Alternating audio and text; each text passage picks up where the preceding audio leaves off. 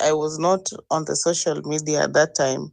So somebody from the village called me and told me, "Hey, have you seen what is happening?" Then I said no.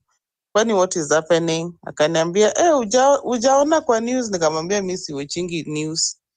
Akaniambia ujaona kina Mtai Kagwe sasa sahii ndio wamepewa kiti na wamepewa kazi. And the person was so disappointed, was like, hiyo naye huyo Ruto hana mwelekeo. And I was like, okay, if people from the village can view these things the way I'm viewing it means that actually people are tired. And this thing of kingpin is not working. One thing I know, those same Kikuyus that they're trying to please, Kikuyus have known that being in government is nothing so long as the systems are not working. I think each and every person in Kenya has felt the heat. So what is the political class doing? They are regrouping themselves to protect their loot, which is okay. But now we are left Kenyans versus our oppressors, which is good. So me, I'm looking at it at a very positive angle, and I believe it's going to work for us. Secondly, hii maneno ya hii bill ya leo, I think we should do something about it here on social media. People are quiet about it, but that bill is very impunitive. For example, we have had cases where people are being assassinated just because they were given that mandate to stand for certain positions in the IEBC. And I'll give an example with Chris Muhando. He just died like that and life moved on. So I'm imagining a scenario whereby somebody is refusing to transmit power because there was corruption involved, or there was theft of votes involved. Then that person, because of his integrity, he is arrested up to 100, up to 10 years in prison, or 10 million.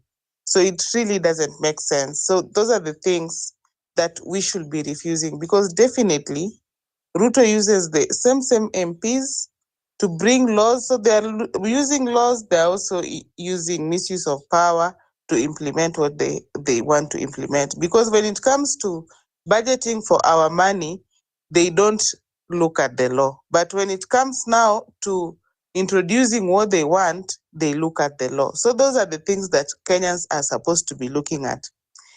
Lastly, on that issue of IEBC, I think the constitution is very clear. We have 290 constituencies, and results declared at the constituencies are final results. So I don't know what this government does at Bomas of Kenya. So probably this is a place where now votes are stolen.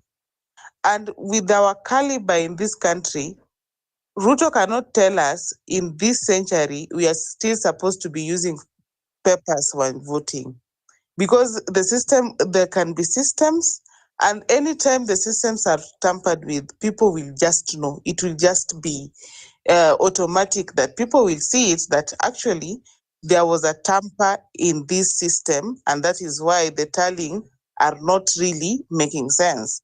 I want a situation whereby I can vote biometrically and come back home and check through the system where I voted, the time I voted, and also whom I voted for, probably because they will be in the system. This issue, that's why we should, if we want to bring change, we should be advocating for the reforms at the IEBC first before we do any other thing, because Ruto will not go home just as by voting.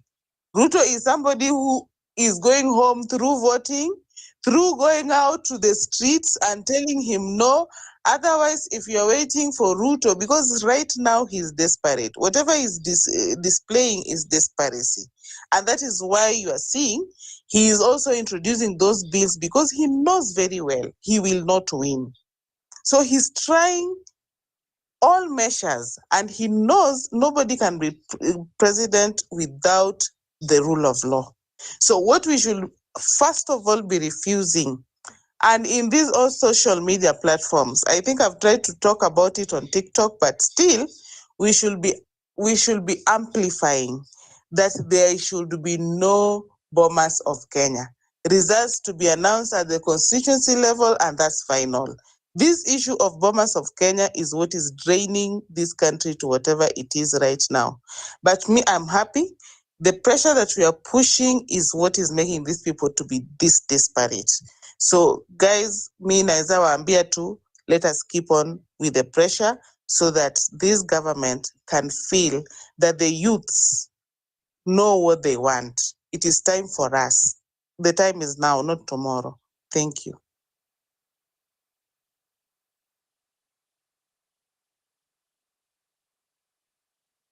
Thank you, Olwande, for that powerful one. Sheila?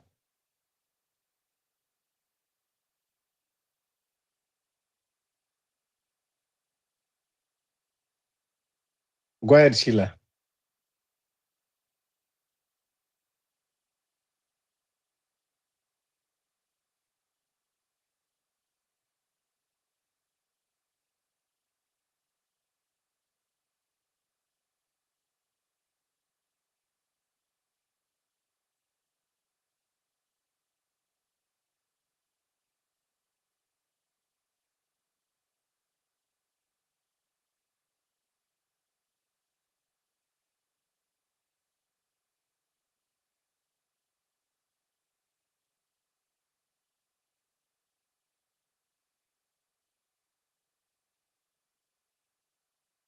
I think she's attempting to speak, but it's maybe she's on mute on her side. I don't know. No one is mute. I think probably might be the network problem. Or yeah, most KOT? likely. KOT?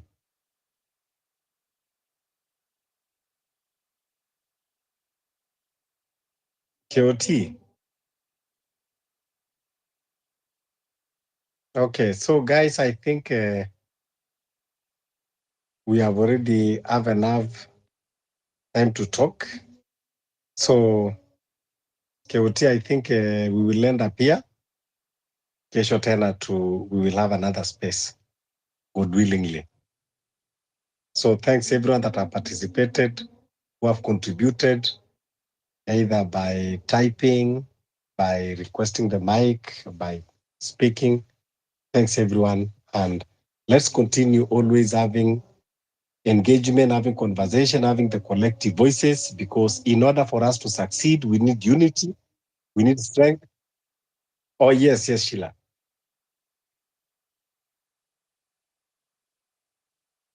Before ni vile tu vitu ni mingi za kusema tuwezi maliza. I wanted to say hii story I think we've had regional and tribal politics for the longest time since independence, and it is now this time that we have to, kwa sababu we have to do away with that kind of politics. I don't know if we have to intermarry, if we have to educate the people in the villages, because at the end of the day, mkate ikipanda, inapanda across the country. Bei ya fertilizer ikipanda, inapanda across. If fuel, mafuta, the cost of fuel ikipanda, everything else, whether you are in Central, whether you're in Nyanza, whether you are in the coastal region, kila kitu it affects us. There's nothing enye inasaidia. Now that Lee Kinyanjui is in, now that the Uhuru put his experts in government, is there any Kikuyu here that's going to benefit directly from those three? No one. Nothing. Even me, I'm a Kisi, and the fact that Matiang'i was in government, it didn't help me. So we have to look at things that are actually benefiting us at the end of the day. If the economy is working, all of us will benefit. And I also wanted to add water to what Lex was saying about boycotting these people's businesses. I think that is one way, because not everything will work immediately. But once you starve these people of their private money, You make them fall short somewhere. And on top of that, Jimmy Wanjigi was also talking about a tax revolt, boycotting taxes as well. I think those anything that inafinyilia our watu tufinyilia, because tell me why. We have so many competent. Someone like Mutai Kagwe has a multi-million PR company. I think it's called Telem. Yeah, you can. He has a multi-billion. So you look at these people who've already been in government. We should even have some policies where if you've served in government before, you should not come back. We have very many educated scholars. We have very many people experienced. The Kenya School of Government has watu wengi wamegraduate from there. If we have to go the government route and how the government works, we have so many graduates from the Kenya School of Government. People who can be, if we have intellects who have traveled, someone like Ekuru Aukot is not given a chance to serve. I'm sure many of us in here have the capacity to come up with policies and things that work for our country, but we're not given the opportunity just because we don't network in those corridors where those people are. There needs to be a mechanism where Kenyans have equal opportunity. There is no need to bring back somebody. Someone like Kabogo was not chosen. He lost elections. So there is nothing like he has the back of the people. No, he doesn't. Lee Kinyanjui lost elections in Nakuru. So why are these people back, even if it's not about the people? Just think about it. It's not about us. So any means, I support the tax boycotting. I support boycotting those businesses. There are many hospitals that can work. There are many, if it is essentials that you need, there are many places. There are people who have businesses. I think we need to start uplifting one another. Let's know what we do. I think it would even be nice when we come on spaces and someone introduces themselves and says the business they do and how we can support them, so that we start shifting from giving everything to politicians, because these people are getting tenders. These people have tenders in government. So that is where they are eating. Now, if you have the tender government, why then are you needing me in why do you want my money?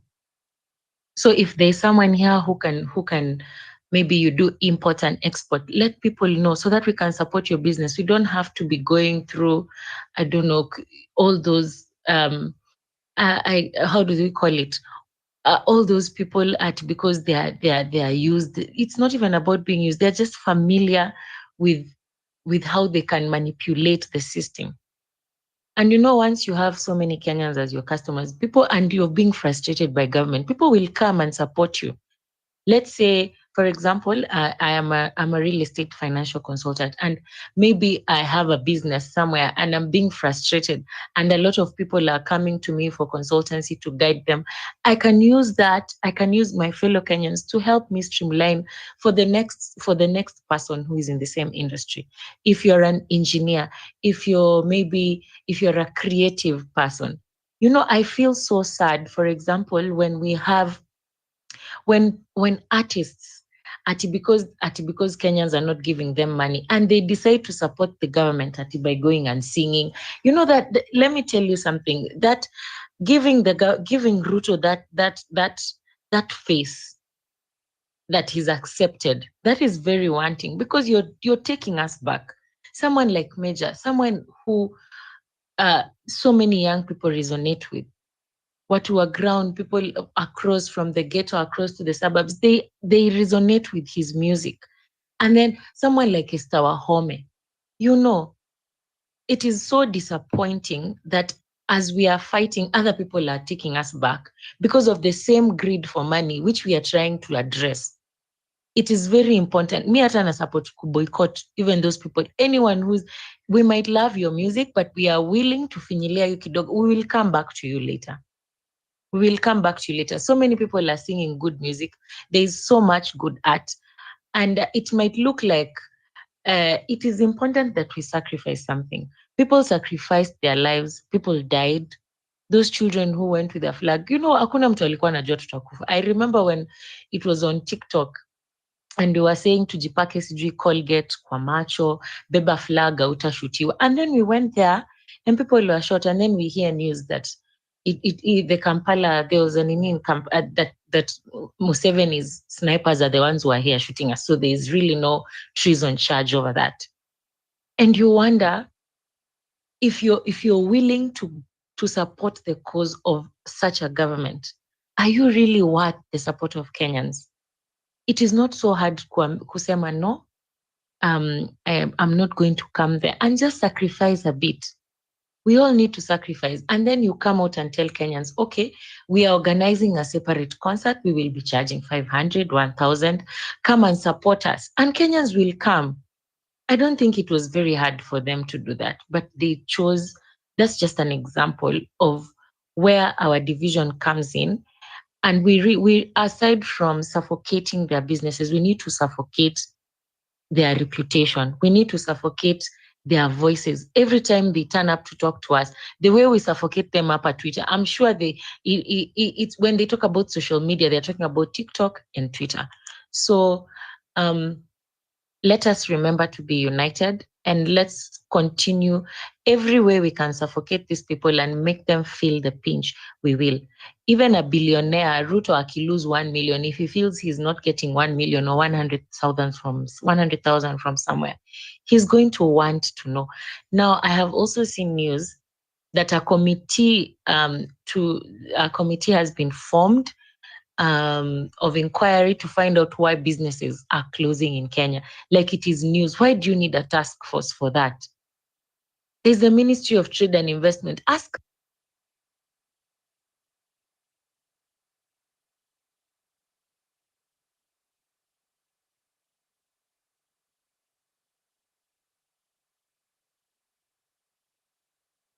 Sheila, I think we lost you, eh? Can anyone hear Sheila? Yeah. So as we are winding down, what I want to tell you, Sheila, is I agree with what you are saying. You are very, very right. But, we need to be united. Na tuache watu ambao wanasema, sijui mimi sijapatiwa chance, I give an example, mtu kama our comrade, Ukot, is a very, a good activist ambao anapigania, but he should not be crying and saying mimi sijapatiwa chance. No one will give you. Power is not given, power is taken. So Ikura Ukot, yes, in as much as toka punguza mzigo bill huko wakati wa Uhuru Kenyatta, and yet, he should be at the forefront now, not again tomorrow kusema kwamba I have not been given. And that is why even we are saying in this generation, we need to fight, remove this regime, and then you go for what you want. You want to be member of parliament after we have removed Ruto, you go for member of parliament. You want to be governor, but don't wait again until after maybe when you already remove this regime, and then you sit down, you're waiting for someone to come and give you to be a member of parliament. No, power is taken. So those people that they have been in the political space, but they were crying, they say, I was not given this or I was not given that. Who was to give you? You have seen them, they are regrouping and taking. They're not waiting for you to give them. They don't care. They don't even know that you exist. They just go and grab the power and go. Now, today, we are crying because they are regrouping. When we talk of unity of purpose, we should learn from our enemies now the meaning of the unity of purpose. See how they are united for the purpose of just eating this country. But us, that we are the subjects, that we are the oppressed, we cannot unite. But them, no matter what you tell them, Baka Uhuru Kenyatta tulimtumia salamu not long time ago, but still he had to go for the unity of purpose. Mtu tumemtumia salamu just some few weeks ago, I think even as early as last week, but he cannot listen because he had his own self-interest. He want to secure whatever he have looted in this country. He don't want anything that can open the cases. So now he think that he have to massage William Ruto so that he can continue protecting him. But it is good that the opportunity has come so that when we are commanding thunder, we know where to direct. At least they will not confuse our thunder now going forward. Tunajua kwamba they have regrouped. This is where they are, all of them. So guys, I think we have enough. Let's wrap it up. KOT, thank you so much for giving us this space. And thank you everyone that participated. Not unless KOT, you have anything to add? If not, we just wrap it up. KOT. Hey, good night, guys. Good night.